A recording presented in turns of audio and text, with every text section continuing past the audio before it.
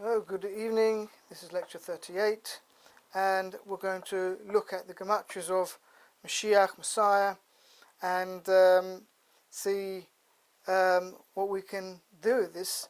It's a subject which is obviously close to Christianity, and I've seen a few websites that lectures that deal with Christian thought, and I shall deal with that as well. And we'll see that there's quite a bit of a muddle. This is a difficult area, and I think if you're open to what I say, it would be something that you'd have to go away and think a lot about and see what is the real crux of this whole thing. I'm not going to go into theology. That's something maybe I will touch on later on, and maybe in another lecture. I'll see what the comments are below and see what you have to say, because there's a lot in theology that one can discuss between what the Messiah is, what he's supposed to do, and who he's supposed to be. So I'm not going to go into that here, but I will show you what we could consider to be the messianic confusion and why that exists. Because the gematria, what gematria is a pattern of reality and what is. So I showed last lecture about the Titan, the book called the Titan, how it is like a prediction of an event that took place 14 years later. Does that make the book called the Titan a holy book, a divine book, an inspired book? Is it a scripture, you might say? Is it something which is imbued by God's mind within the author? That's just one book. I've been working on Harry Potter today. And interesting, I was going to do a lecture on that instead of doing this. I thought, no, I'll leave Harry Potter. Very interesting how things within the story are connected within themselves, the characters that are there. I'm actually writing a few books at the moment. One is on authors and one is on actors, and obviously Harry Potter's books are also acted out in plays, and it's interesting how the actors are also connected to their parts. So there is a concept that what man writes is in a way divine, in a way divine because man is a divine being, and I showed this on the board a little while back, what the human is, human, and I showed that if we used large values, that's 49, and use 141, that gives 190, which is the large value, and God, G-O-D, is 65 plus 65 plus 60 is 190, also in the large value. So what we're saying is that the hue is the divine aspect of man, that man has a divine soul and he is created in the image of God, to the extent that God breathed into his nostrils his breath, whatever that might mean, but we see it to be the soul, and therefore the soul comes from God and it's a part of God. And the Kabbalists explain that when a person breathes out, to blow, then he's breathing out from an inner part of himself. It's not just normal breath, it's coming from a deeper level. And therefore the soul is coming from a deeper level from God. It's not even considered the outward level. And that's another subject, because we talk about God as being one, and what do we mean by different levels of God. There's God's names, 7 names of God, etc. But I'm not going to go into that. But basically the soul is divine, and therefore man is a partner with God in creation. And therefore everything that exists comes from man's consciousness as well as from God's consciousness. God's consciousness works through man. The development of the language is through man. The idea of consciousness is thought, as words, as communication. All this is within the human being, and it's let's say a metaphor of what God is.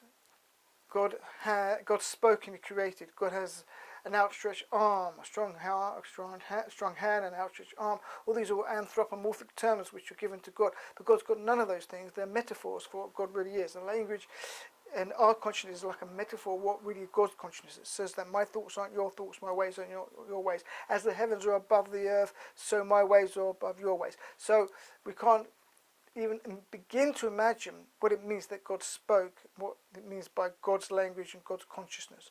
But we do accept that there is this sort of cosmic consciousness within the universe, and it gives rise to the creation, just as much as that when we think, we create. What we think, when we create, we give words to what we create, because they exist within us in the form of words in the first place. And words are not something which are just external to the human being, they're intrinsic to the nature of the human being. He speaks because that is what he is. The Talmud says that the four levels of creation are the domain, the silent, the inanimate, the tzomeach, the plant life, the chai, the living animal life, and then there's the medaber, the human. Medaber means the speaker, and the human being is differentiated from animals by his intelligence and his ability to communicate in ways which an animal cannot. So, I'm not saying that animals can't communicate, they can, but they have not the same mechanism as a human being in the same complexity. So let's look at the Messiah now. And we'll start off with some basic gematria. Some of you know these gematria already because you've seen them elsewhere. And we'll start with Messiah. Messiah comes from the Hebrew word Mashiach. So it's an adaptation, or as many English words come from the Hebrew, like Abraham is from Avraham, Yitzchok became Isaac, Adam becomes Adam. So we've got Messiah equals 74, and that equals the king, because, and that's all on the placement value, because the Messiah, the Hebrew word Mashiach, means to anoint, and every king was called a Mashiach. He was always anointed. King David was a Mashiach, and the Kohanim, the Kohen Gadol, the high priest, was also anointed, and he was also called a Mashiach. So any person that was anointed was called Mashiach, and he was anointed with olive oil, and that was what made him either a high priest or made him into a king. The concept of Mashiach also, or the idea of anointed, was also given to people like Rabbi Shimon Bar Yochai. It's given to people that have a lofty knowledge of Kabbalah, of wisdom, and they are called anointed because they have the Spirit of God, the Ruach HaKodesh, who comes into them, and that is also given the metaphor of anointing. So there are contestants to this Messiah, okay? One is Jesus, because Jesus equals 74. Another one is Muhammad. He also equals 74. And there is another one, which I've mentioned before, Menachem Mendel. And I'll introduce you who he is, because not many people would know who he is. And he equals 115. He doesn't equal 74. But he equals king. I can't do it there because I do know I can't go below this line. So let's rub off a little bit.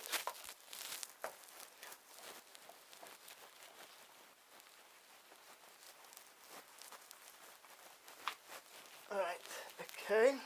So we've got Menachem Mendel, 115, and King Messiah equals 115. And the use of, this is all in the placement values, and the use of King Messiah, that phrase, has been used in many rabbinical literature for many, many centuries. The Rambam, Moses Maimonides, in his Laws of Kings, at the very end of his Mishnah Torah, he talks about the Messiah as being Melech Mashiach, because that differentiates him in a way from any other messianic idea, as I mentioned before.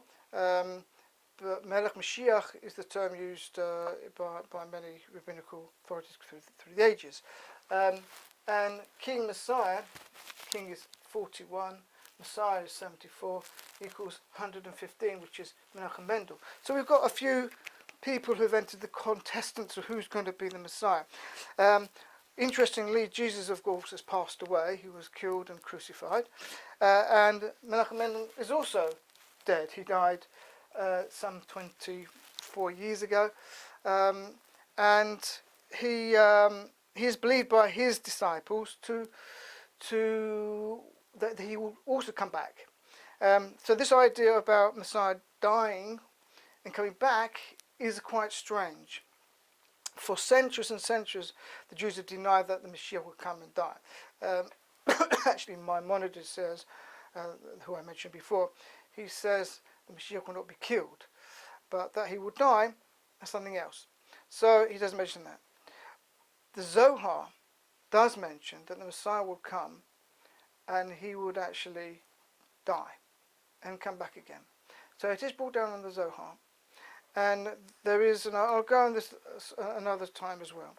And there's also the Abarbanel who shows in the Talmud, in the Gemara, in 98, page 98, it says one of the names of Mashiach would be Menachem, Menachem ben Hezkiel. And Abarbanel says that if Mashiach would be from the dead, it would be like he's talking about what the Gemara is talking about. The Gemara says that Mashiach will be from the dead. It will be like that. He will be like Daniel, and if he will be from the living, he will be like Rebbe. Rebbe means the rabbi who wrote the Mishnah. So the rabbis who were discussing the Mashiach at that time would say that if he's from the living, he'll be like the Rebbe who's alive, and if he's from the dead, he'll be like Daniel. And the Abarbanel comes along and said we shouldn't be surprised if the Messiah should come from the dead.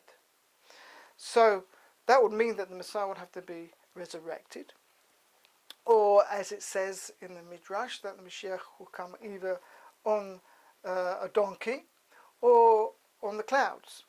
And if Israel merits to the Messiah, then he will come on the clouds. And if they don't merit, they will come on a donkey. And it's interesting, if you take the word donkey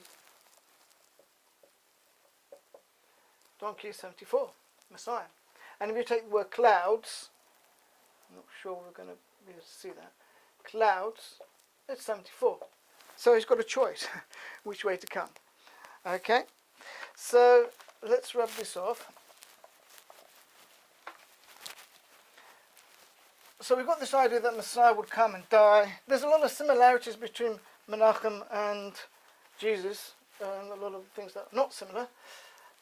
One of the similar things, besides the fact that they both died and the disciples believe they're coming back, is the fact that both of them were healers. And that has been shown many times with Menachem Mendel. He's healed many people, even long distance healing. So let's go on now about the contestants to Messiah. We have the Pope. He equals 52. And in Hebrew, Shiach is 52. This placement values. That's 13th letter, 21st, 10, and 8 is 52. Of course, we have other things which are opposite to all this. We've got Lucifer. Lucifer is 74. So, is somebody who equals 74, is he the Messiah or is he Lucifer? Who is Lucifer? I'm not going to discuss that now. It's quite an interesting subject. Lucifer actually sort of doesn't appear as a word in Jewish, to my knowledge, in Jewish writings. But he's taken as being like the morning star, and it was a fallen angel according to Christianity. But let's leave that away. Connected to this number 74 is called cross, which Jesus was crucified on, is 74. Gospel, 74. Okay, these are all connected. Have I written gospel right? It's BBLE or EL. And connected to 52 is devil. Oh dear, we have got some confusion here, haven't we? We've got Messiah and Lucifer both equal to 74. And we've got Pope equaling Mashiach, or is he the devil? And the thing is that many people think he is.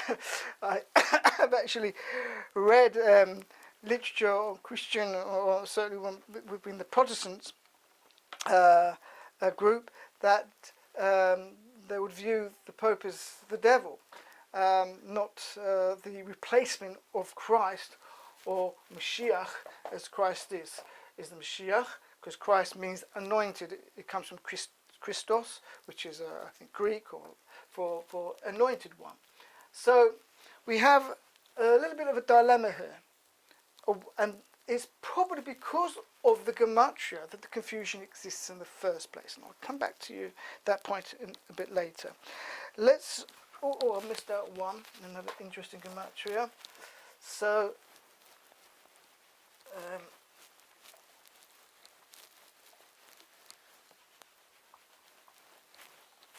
Now, this will take a few lectures to go through. They may not be one after the other because I've got other topics to do, but there's plenty to talk on all this. I just wanted to give you this one, which I just spotted. The anointed, because we said the Mashiach represents one who is anointed. The anointed equals 115, which we had before as to being King, Messiah, and Menachem Mendel. These are all using the placement value. Okay. So, okay. I'm going to give you another very strong one from Menachem Mendel, and it's this one. The name of the King Messiah, we'll have to use the placement value, is very long otherwise. I don't know what it is in any other form. It's 235, and Menachem, this pen is disappearing slowly. There we go. Menachem Mendel, and he has a surname, Schneersum, which we'll explain what that means later. Schneersum equals 235, and that is both in the placement value. So the name of the King Messiah, 235, Menachem Mendel Schneersum. So this is a pretty strong contestant to who the Mashiach is, and we're going to show various gematria that are connected to his name, and I'll show you a few that are connected to Jesus as well, and we'll try and explain what's going on. So I'm now going to do some interesting sort of play with Hebrew and English.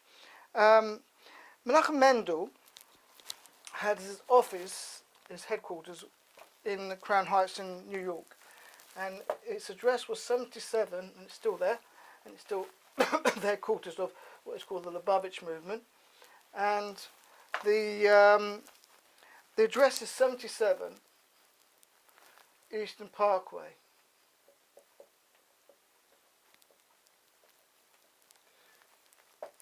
And the Lubavitcher Hasidim, they call it 770. In fact, they made a song, 770. And this number is very special. I have used it before, and I've showed how Menachem Mendel Schneersum is connected to this number. If you look back at my lectures, to lecture on the caduceus, I show that the number, what I call the number caduceus, is associated with this, and I might touch on that a bit later. But Christ equals 77 in the placement value. So when you say 770 and 77, they're exactly the same letters. That's the same two words, 770, 77.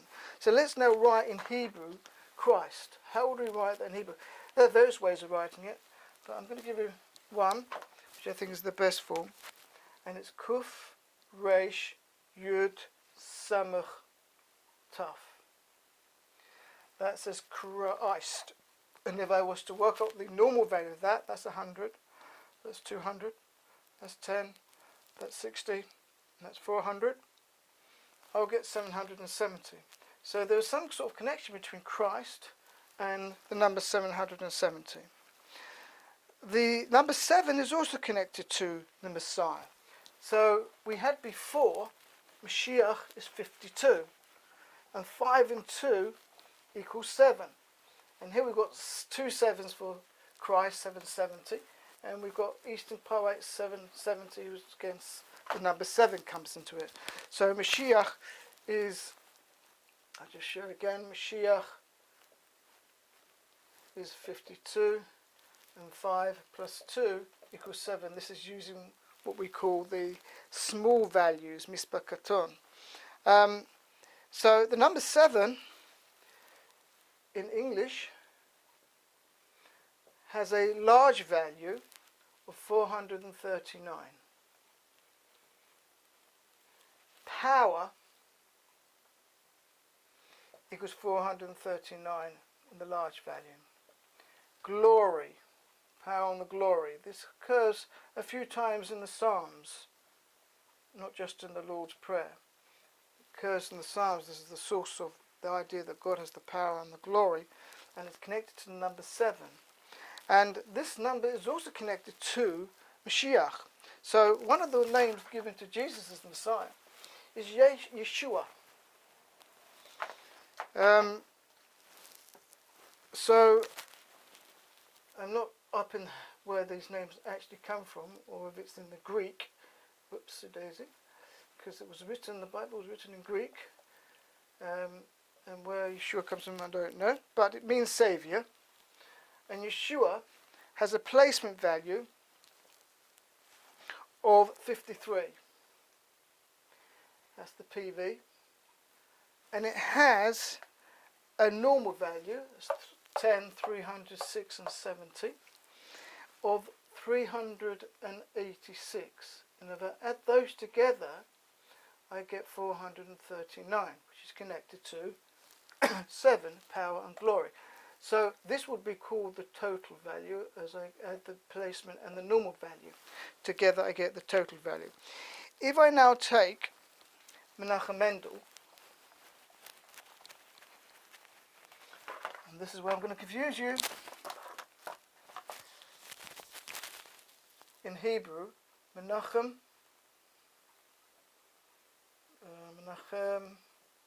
Mendel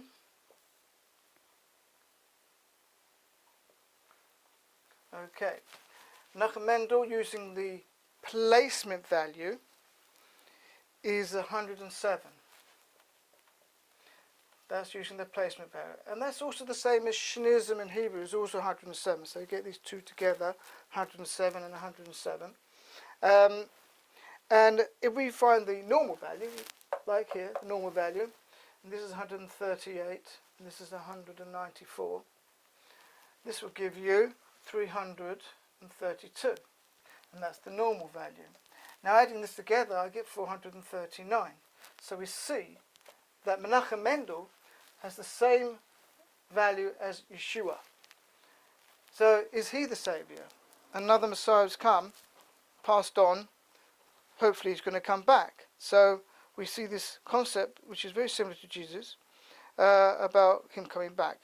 Let me show how Menachem is connected to 770. There are various ways I can do this, and hence, again, a connection to the word Christ.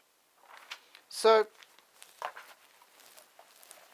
by the way, if you don't know Menachem Mendel, who he is, there's plenty written about him on the internet, and you can look him up. I'm not really going to go through the history of his life and why he is considered to be Mashiach by thousands of his disciples.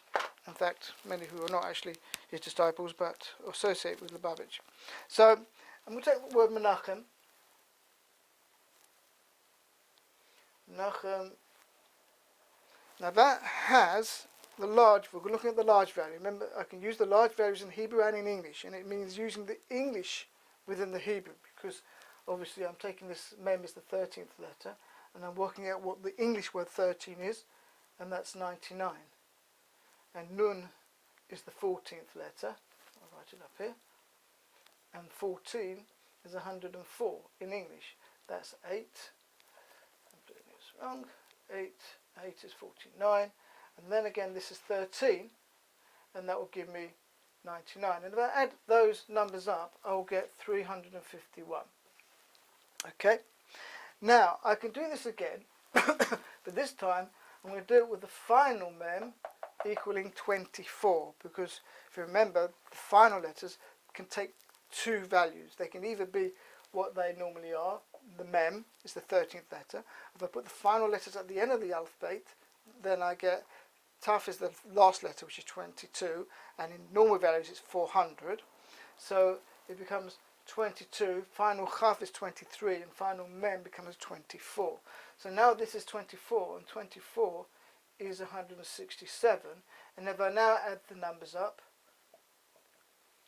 the others stay the same because they're normal letters, I get 419. Okay? By the way, this is large values, and this is large values. So by the way, using large values, the word sacred is 351, that's large value.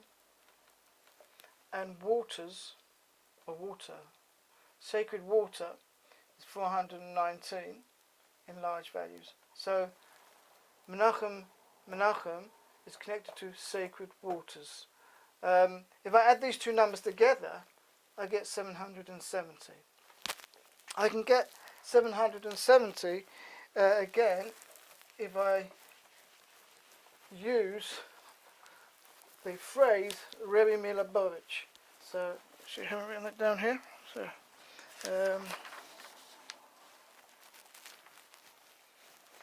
because Menachem Mendel was a Rebbe of Lubavitch, and if I write that down, I will get the following. I haven't written it down here, so just a bonus.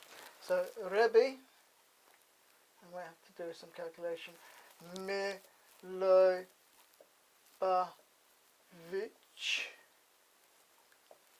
Now I know the placement value. It was 133, and the normal value is 212. 40, 70, 80, 88, 88, 98, 100, 100, 410, I think. That would be 622. 622. I think I made a mistake somewhere. It should have an aleph there. I still not get it right. I'll have to check that one up of how to spell Milobavitch. It's got a tough there, so there should be a 20, another 9. So there should be another 9 would give me. No, it's still not going to matter. So I might have made a mistake there. I'll have to check it up. 20, 32. 32, 42, 45, 47, 57, 63, 73, 75, 76, 86, 88, 98, 107, 108, 128. I might have got that one wrong as well. But we'll leave that one out. But if I find the normal value and the placement value, I get 770. So I should have written it down, but we don't need it at the moment. Okay, so let's now connect.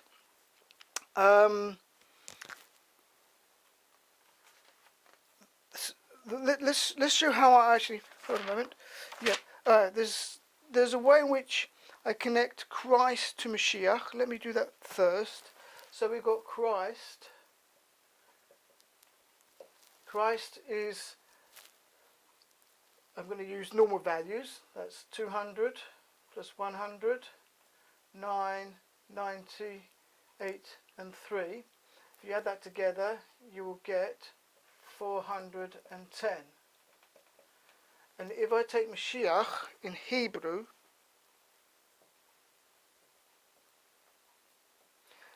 show you that was 52, the placement value. And if I work out the normal value, it's 358. And that's the normal value. If I add those together, I'll get 410. So there's a connection between Christ and Mashiach. They both mean the same thing. They both mean anointed, one's in Greek or English version of the Greek, and the other one is in Hebrew. So now I'll show you how I discovered the connection with Menachem and 770 my first time round.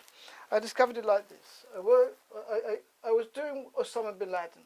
I discovered this whole thing when I woke up one night after the Twin Towers came down. It was a few weeks later, and I had this melody going in my mind, which is a song which I'd learned fairly recently at that time during the festival of Sukkot. And I woke up and I couldn't fall back to sleep, and I thought, let's try a few gematrias in my mind. The reason why I decided that, because my wife had gone to a lecture by Uri Geller about the Twin Towers, and she came back talking about the number 11, and she told me how he had shown that the number of the flight numbers were connected to 11, and how the Twin Towers looked like a number 11, the number of letters in the Pentagon was 11, the number of letters in Afghanistan was 11. So I thought, well, let me try some English gematria. And I was doing Osama bin Laden. Osama bin Laden, and maybe I'll give a talk on 9/11, not too far from now. That turned out to be 49, that was 25, and that was 36, and they equaled 110, which I thought that was clever. 110 is 11 times 10. But these are squares. That's 7 squared, 5 squared, and 6 squared. That's 5 squared, 6 squared, 7 squared. The 3 consecutive squares.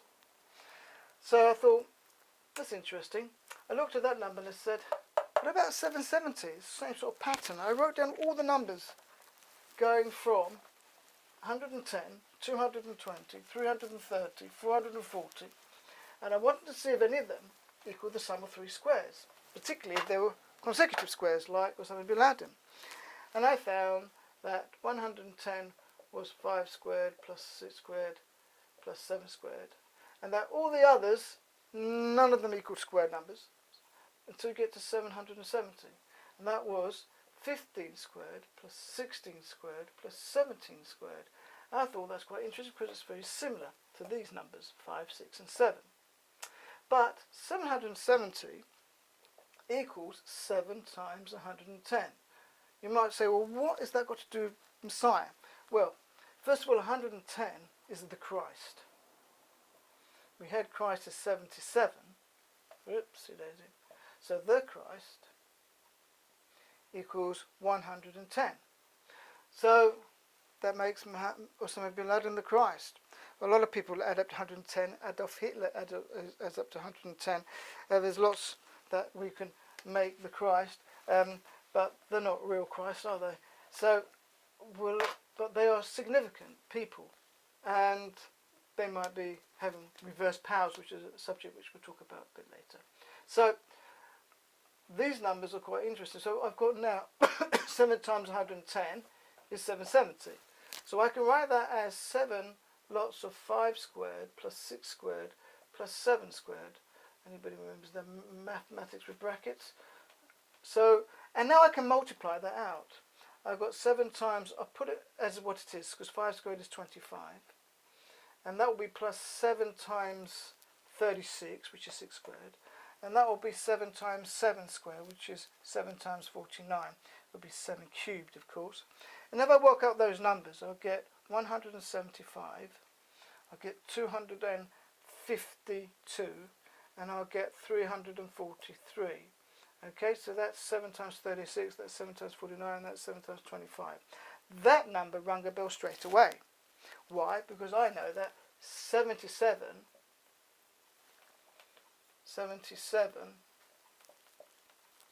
or 770 will equal 175. I'm just going to leave those at the moment. So that equals 175. So I've got this from 770. This whole numbers comes from that. So then I looked at these two numbers and I said, well, that's interesting. They're part of a series of numbers. What series is that of?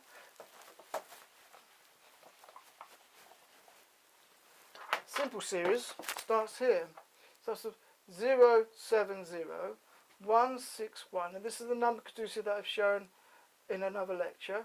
3, 4, 3, 4, 3, 4, 5, 2, 5, 6, 1, 6, oh dear, I don't know if you can see that, 7, 0, 7. So let me bring it down a little bit. and write those again. That was my number series. And I'll write it 070161252 343. You can see those two numbers there, or the two numbers that I've got down there. Okay? So, and then it goes 434, and that's the large value of Mendel. Large value. And 525, that's the large value of Menachem. And then I have 616, which is an interesting number we will discuss, and 707, which is the large value of Schneerson.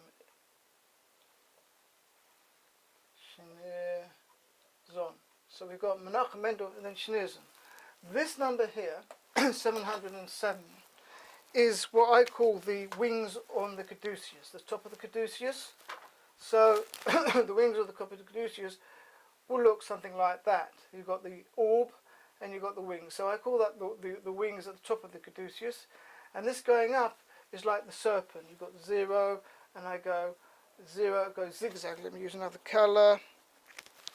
It's a bit of a zigzag. 0, 1, 2, 3, 4, 5, 6, 7. It's like a snake going up, all the way up this caduceus to the top. The intertwining snakes of the caduceus going up on the rod in the middle. This number 70 is 110. Why is it 110? Because if you take it in time, what I call time transformation, I use this from time to time, and this rod is connected to time. Let me rub this off now. So 70, there's only 60 minutes in an hour, so if you have 70 minutes, you'd write this as, you'll take the 60 minutes over to the hour column, and you put 1, 2 dots, and what's left is 10 minutes. So 110 is connected to 70. It's connected to 70, and the 70 equals sod in Hebrew, which means secret, and that's 70 in normal values, and secret in placement values is equal to 70. Secret, is it right? Is equal to 70 in placement values. So we get this connection at the beginning. Is the foundation, is the sod, because sod could also mean foundation, because the foundation of a building is secret, it's underneath, it's hidden, we can't see it. And so, in fact, the word yisod comes from that foundation. Yisod, but this is connected to the word sod, which means secret. So, where does that go from there? So now, if I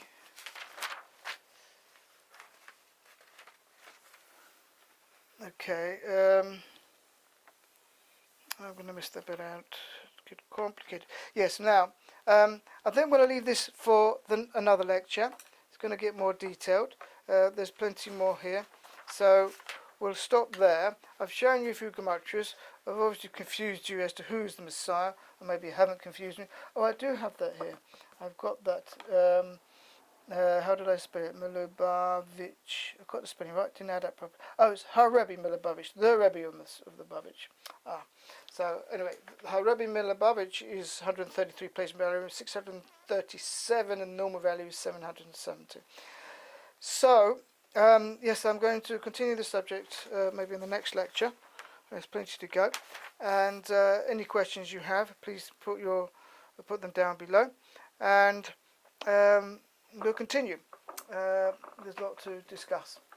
And be well.